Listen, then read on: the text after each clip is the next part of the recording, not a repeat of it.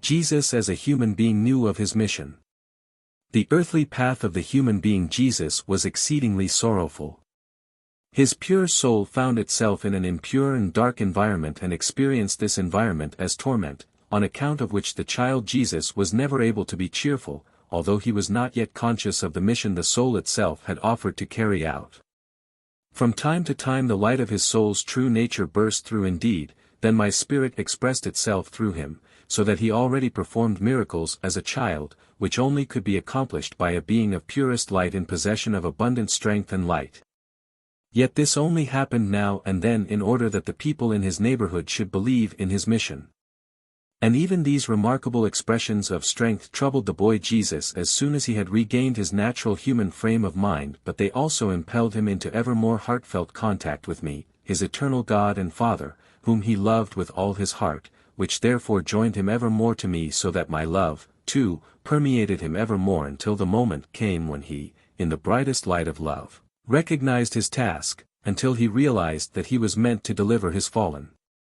brothers, until he became aware of the complete act of salvation and he saw before him the arduous path to the cross he should take if he so wanted.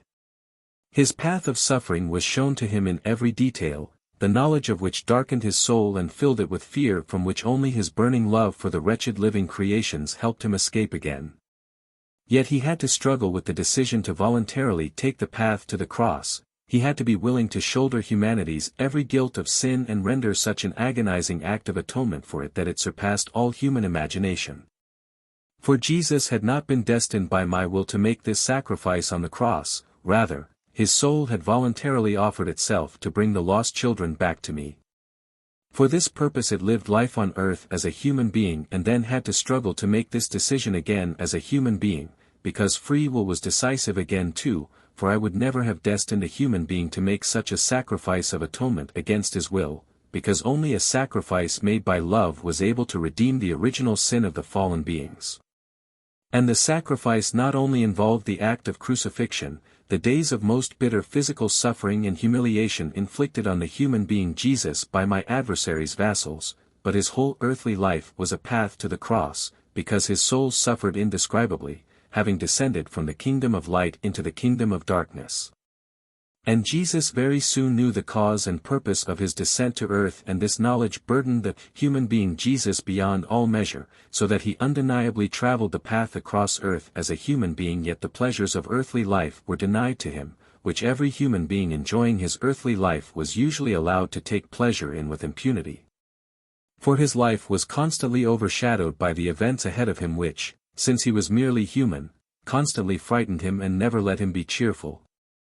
Only in his refuge with me did he find peace and strength, and then, due to his ever-increasing love, his will to make the sacrifice grew constantly stronger too, and he carried the heavy burden of earthly life consciously and only ever endeavored to do my will and help his fellow human beings.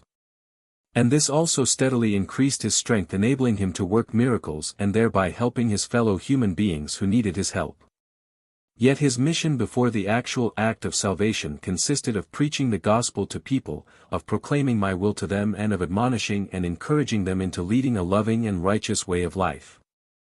He brought people the truth which had not been recognized for a long time already and which had to be imparted to people in all purity again in order to induce them into a right way of living, so that his act of salvation would then also be correctly understood and accepted by people who made the effort to live a life of love.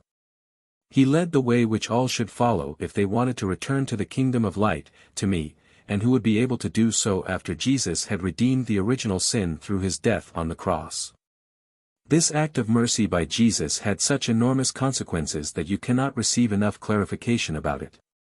Time and again the knowledge of it will be truthfully conveyed to you, for you should not just see in Jesus the human being whose life was prematurely terminated by other people, but you should recognize his great mission, for Jesus' act of salvation is of such immense significance for you humans that it is imperative for you to accept it if you ever want to escape the kingdom of darkness and be admitted into the kingdom of light. And you will only accept it if you are instructed of it absolutely truthfully, which always happens through my Spirit which alone guides you into every truth. Amen.